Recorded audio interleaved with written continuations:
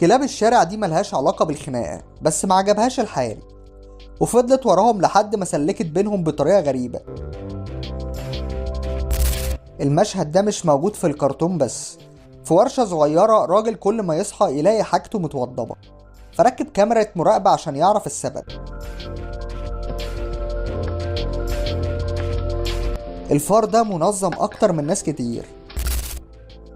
المشاركة بتبقى حلوة عشان تساعد بيها الغير. القرد ده بيعلمنا المشاركة.